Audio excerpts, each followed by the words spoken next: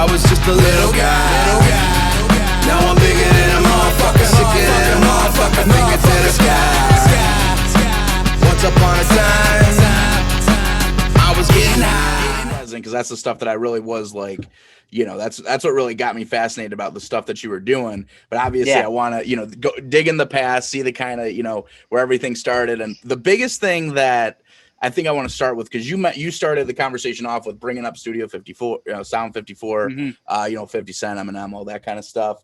And obviously, you know, your background with that, you know, one thing that I noticed about you versus some other people I know kind of within the industry, maybe a little closer in the circle of people, I'll put it that way, whose parents or siblings or whatever are from that entertainment world.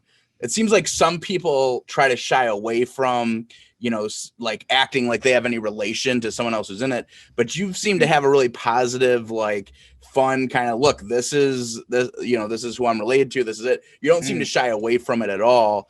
And did you were you always like that, where you're like, I'm just this is the life I have, I'm embracing, I'm not going to run away from it?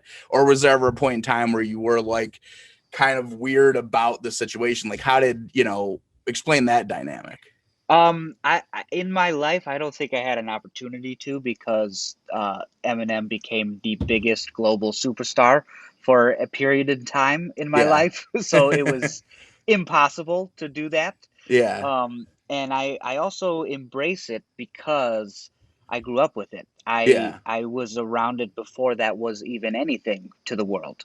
And it was just something really special to, you know, my dad and uncle and our family and everyone in the smaller circle, and, you know, really believing in him and in the project that they were working on.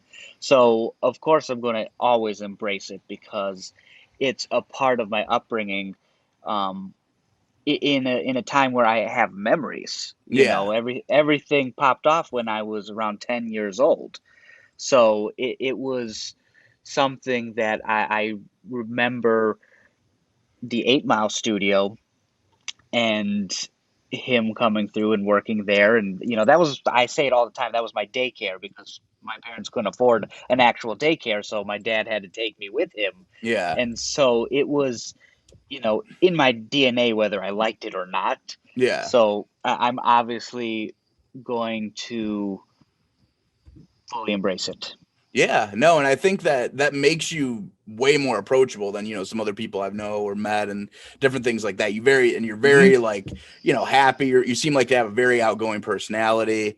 And I feel like a lot, well, I mean, from what I know, obviously, I don't know you too in depth, but just from my takeaway. But I know a lot of people that, you know, I don't know if it's a bitterness, I don't know what it is, but some people have more of like a weird kind of thing with it. And again, I can never speak on anyone's experience except my own. So, you know, I'm interested in that. But because you did mention the whole thing about when things popped off, my curiosity is, you know, so pre-Eminem, you know, your dad and his brother, were they like having to work? Was Eminem their big break as well? Like, were they having to work kind of odd? So they weren't full-time, like getting paid for producing before that, right?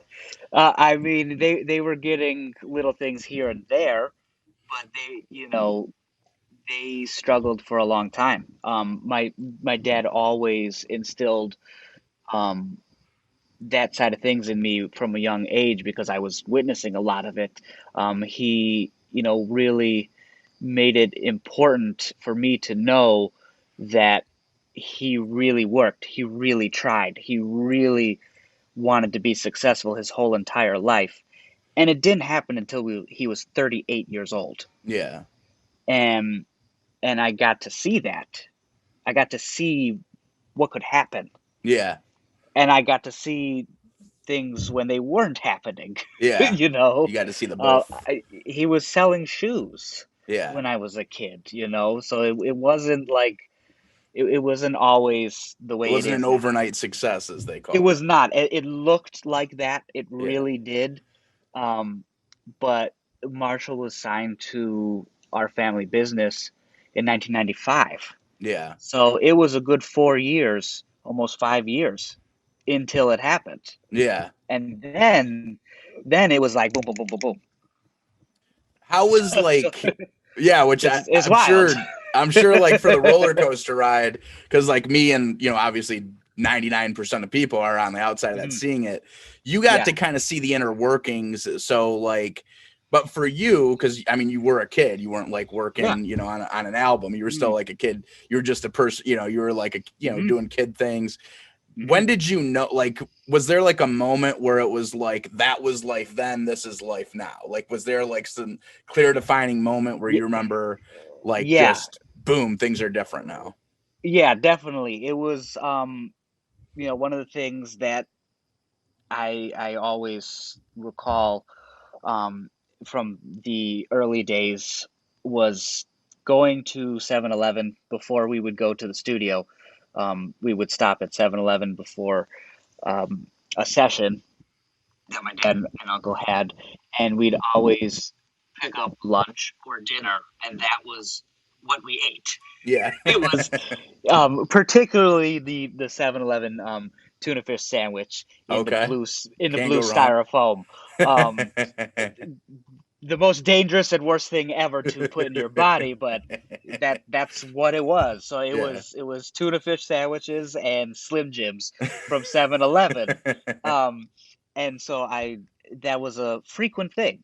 And then when things happened, we went out to like one of the nicest restaurants, which was Lully's.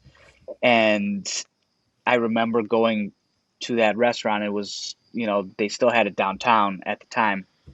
And I was like, oh my God, like this is what lobster looks like and steak. Like this doesn't make sense. Like I shouldn't even be here as a kid. And I was the only kid there. Yeah. And I knew, okay, this is a different world. Yeah. It must mean something, you know. But it wasn't fast. It wasn't overnight. It was a gradual thing, you know. My parents were getting a divorce at the time, and I was literally living with my dad and my grandma's house. It wasn't even a house; it was a condo. When the My Name Is video premiered on TRL. Wow! And it was like, oh my God, it's going to be the biggest video in the country at the time. And like we're still living at my grandma's house right now. So that is why I'm the way I am when it comes to all that stuff. Yeah, because you got to kind of be part of that build and see it, and you know, it wasn't like you were just born into it. You got to kind of, you know, I was not. It could have went any way, you know, as someone who could have, you know, and so it's yeah, that is pretty wild. What